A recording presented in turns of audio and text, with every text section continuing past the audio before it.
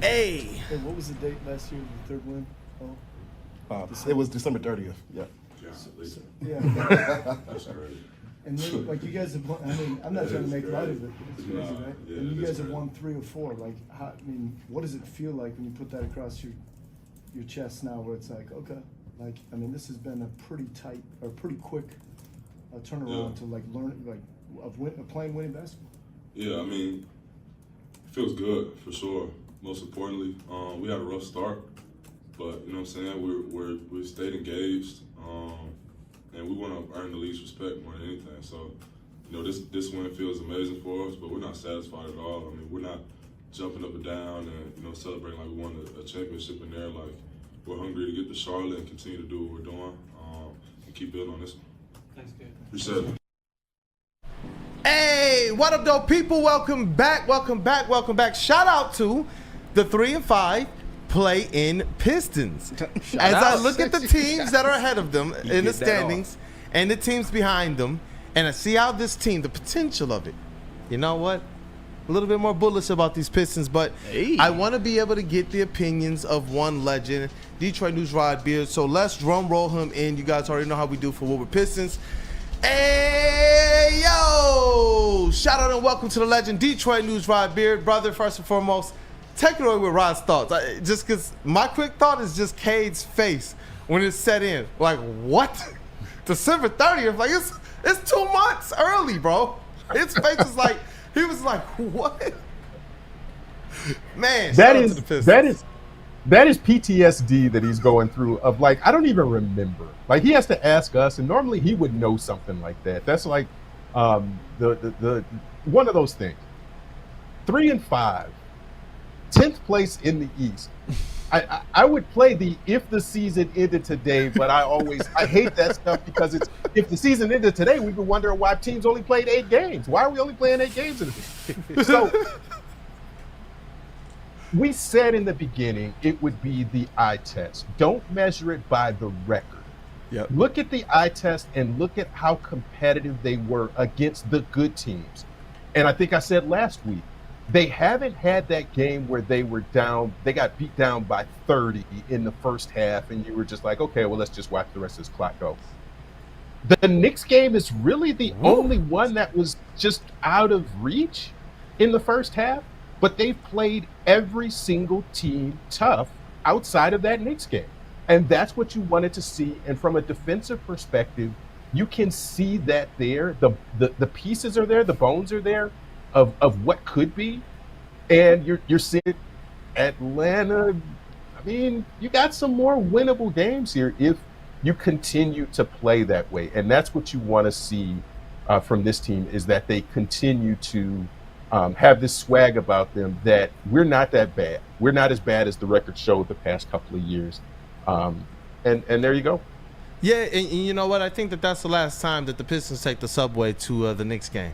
I don't think that they're ever going to do that again.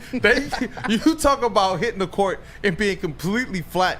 The reason why I was like, listen, I told people heading into these couple wins, the Pistons are going to have a great chance to win this. So we put it on wax, put it out there. People said you're crazy. I said, listen, Men in Black, this Knicks game, this one does not matter because it was uncharacteristic to what we've seen thus far. What I was able to see in practices and such, things are just different. The vibes are different. And to be able to come from that Knicks win, that Knicks loss, we just getting drubbed, and put together back-to-back wins, you know, on back-to-back days. Those used to be the banes. You're talking about a first-place schedule, it feels like, to start this season, and you're back-to-back coming from the road, and you get those wins in eerily similar fashion, too. Physical, punishing defense, Isaiah Stewart being the heart and the soul, Kade Cunningham being that deal, and Jaden Ivey proving to be that backcourt mate. We saw the vets as well. They're stabilizing, a steadying hand that we thought they could be is what I've seen them be the last couple games. And Tim Hardaway, that guy, I think, is exceeding expectations to start the season. I see why he's in the starting lineup right now, and he's putting in that work. But one of the things that's impressed me is this early on. I wanted to see what adjustments J.B. Bickerstaff would make because we saw the Pistons lose 2-3 games in a row the exact same way. So they were in the games. They were leading some of these. Realistically, if we want to be real, they should probably be 500, but we won't play the if game. I will look at what changes I've seen since that kind of slow start and what we've seen since they've won 3 of the last 4 games. And JB Bickerstaff made the tweaks to how he's utilizing Isaiah Stewart. He's also made the tweaks to how he's utilizing Jaden Ivey at the end of quarters. Going into the fourth quarter of the Lakers game, the third quarter, what was one of the things we talked about during the 0-3?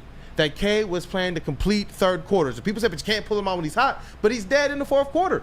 What did they do in the third quarter going into the Lakers game? It was Jaden Ivey running the show, and Kade was on the bench, and I even remarked about it online. And then he came right back in the fourth quarter. He was fresh. They took him out again for a long stretch, and then they brought him back for the last 4 or 5 minutes of the game. And it was like, you know what? I could see it. Even the offensive sets, they're really catering to how these players play. And somebody told Tobias Harris, I don't care if you make a 3 or not, score the ball. From all 3 levels of the court now, he's playing this gritty style of basketball that's absolutely needed. But he needs to be the 3. I am really impressed with Jaden Ivey. That's just kind of my quick thoughts on all what we've seen from the Pistons. Flannel, I see you're ready to go too, man. I see you look happy. You look pleased. No, I'm extremely happy. So, Rod, I know it's 8 games, and not a lot of conclusions can be drawn from 8 games. But through 8 games, how would you grade Kade Cunningham's season so far? I think it's been an A. He's been up and down a little bit, and the turnovers are still concerning, but it's numbers. Put the numbers out there, and you've got to be the go-to guy in the fourth quarter. You can't do it alone, and that might be some of the reason why they lost some of those first games is he felt like he was just the Cade Crusader, and he was going to have to score all of the points in the fourth quarter.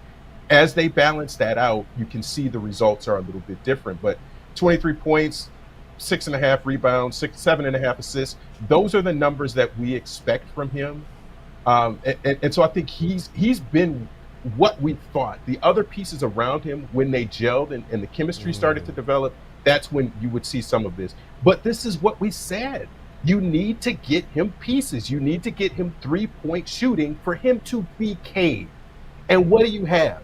Tim Hardaway, and people were down on him in the preseason, and I said that's going to turn around because he's a shooter, and he needs to be in the starting lineup. What do you get? 49% from 3. Not sustainable. Not saying that it's going to be that, but part of their early success is his 3-point shooting, and put that with Ivy at 39%. And those are the new additions. And the other 30+% shooter is Malik Beasley. Those are just shots from guys that they're timely threes. They're not necessarily game-winning threes, but they're timely threes when when the Lakers are trying to come back and one of those guys hits a 3 to really just make you feel, okay, everything's going to be all right now. We were up. They cut the lead down to 10 or 11. Okay, that big 3 put it back to 14. Okay, we're good now. So those are the types of things that these vets coming in provide you, the sort of stability to feel like when the sky is not going to fall, this lead isn't going to evaporate in just a second because one of these guys can be a professional scorer when it's needed, and they can help us stay in this game. Yeah, and I wanted to touch on Jaylen Duran really quickly because I've really liked what I've seen from him the last couple games, especially defensively. And if we can get the Jaylen Duran that we saw Sunday against the Nets, I mean, he had 13. Against my guy Claxton, bro. Yeah, he showed man. out. Yeah, he had a game, man. 13 points, I believe 17 rebounds. He had 3 blocks and a steal. If we can get that kind of Jaylen Duran. 5 of 5 from the floor. Yeah, hey, talk about it. If we can get that all year with this Pistons team, that goes a long way to what they can do. But just the Sixers, foul trouble. And Stewart is able to come in and kind of plug that gap, but you need him to be selectively aggressive on defense. That he can't just come in and be a monster and a boogeyman and just hit everything that comes. No, you gotta be selective in that. Sometimes giving up the basket is the smart move. It's not the best move, but it's the smart move to do, just so you can stay in the game. And the center depth is okay, but you don't need to have him on the bench in critical junctures because you need him with Kade to run that pick and roll and to be the dunker spot. So you need him there. Yep. Yeah, and one more question from me. Where the hell is Simone Fio? Where has he been? What is going on with him? Because I know we talked about it on the Woo, pretty much saying, like, he can't get his own offense, which is, I think, part of the problem. But he just doesn't look like the same player. He doesn't have that same confidence. And that's somebody that you really need if you're going to have him on the bench. that's somebody that you're really going to need to score the basketball. What is going on with Simone Fio right now? I think he's just trying to find a fit. And then as we're talking about chemistry, that's part of it. It's just, okay, where do I fit in this whole operation? Am I the second quarter guy when my time is the end of the second quarter, or the beginning of the second quarter when the starters go out, and we kind of, I think that's part of finding yourself in that. And it's sort of the same area where Tobias is we know they need him to be a top tier scorer, but he just is finding his way to sort of get there. But look, if you are trying to gauge where the Pistons are, and you said Tobias was only going to be a 13-point a game guy, and they would have. Oh, right. Oh, he was preaching. Yeah, he was. Is he there? Me and preach. Same sort of thing, because you would have wanted his back. 3-point percentage to be higher, and you're doing it without Tech and 3-point shooting, and you're doing it without Tobias, and you still have 3 wins. I think if you look at that and what we said at the beginning of the year, if you said those two things, you would say the Pistons do not have a win at all, because Tobias would have to be a 23 to 25 point a game scorer, and he's half of that.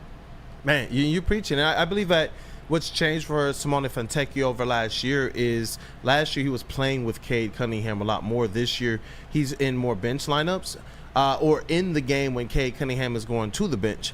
And that, I believe, is going to play a factor. What it says to me, though, is that maybe they have certain things earmarked. The glaring thing is that the Pistons need a point guard off the bench. And I do believe that if they get the right point guard, that can help. If the role for Simone Fio is off the bench, that can help them. But I want to be able to play something, just give a little shout-out and spotlight to Isaiah Stewart. Let's play the Isaiah Stewart ones, man. So we'll start with JB Bickerstaff. It might be the 31-second one, and then we'll go to the other Kade one first. They had some big things to say about the heart and soul of the team, who a lot of people saw a change in how this Pistons team is playing defense this year when Isaiah Stewart stepped up, and it's just been this absolute Tasmanian devil in the middle. Let's hear it from him. With the defensive improvements, you also have the offensive cohesion. Another game, another win. Back-to-back games where you have 6 players in double figures. If you can just talk about what the team is doing right on offense right now. It's balance, it's selflessness, and it's guys looking out for one another, sacrificing for one another, helping to put each other in positions of strength. And then the ball is moving. We're not holding on to the ball, expecting one guy to make all the plays. We're finding out that if you make teams chase you possession by possession, defenses get leaky. And the more we move the ball, the more leaky the defense gets, the more advantages we create. And again, we believe we got guys that can take advantage of those situations. And can you just also the impact of Isaiah Stewart? He was just in the middle causing havoc on both ends of the court. Yeah, I mean that's who Stu is. A guy who does a thankless job every single night. So we try our best to make sure he knows how much we appreciate him. Because playing in the mud and playing in the trenches every single night, it doesn't get highlighted.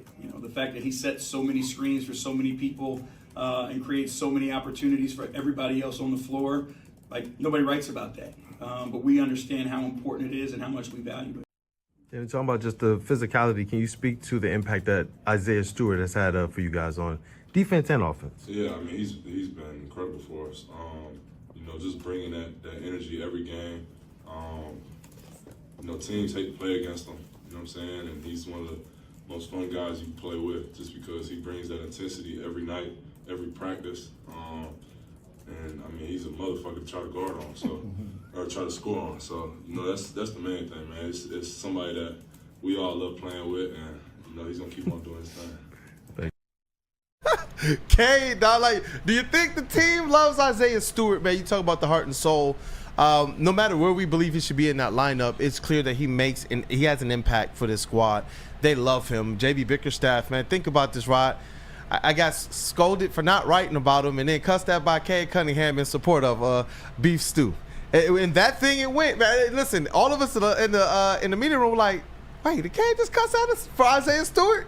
And it's like, you know what? If that's the type of nasty that Isaiah Stewart is going to bring out of this team, I'm all here for it, Rod. I'm all for you. Yeah, I mean, it is Kade being, and that's what you got to do is even sometimes you got to snap back on people and just say, hey, look, y'all have a certain narrative and things that y'all go by. Y'all need to recognize some other stuff at all. So the productivity there of just, it's what's working right now. And in the position that you're in, you go with what works. And so I think that's what we're looking at. And so the best 3-point shooting kind of lineups is that starting lineup, and then the one with Stu instead of Duren.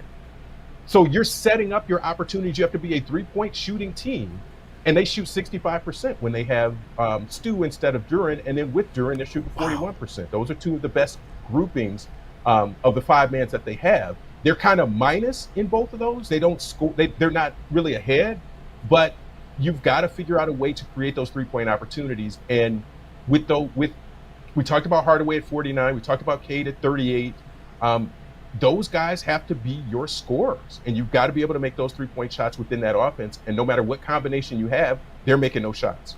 Hey, they definitely are, man. This, as always, Rod Beard, the legend, bringing that heat. Any last words, people? Any last words on the Pistons? The playing Pistons? Playing Pistons. Keep winning, man. Keep winning.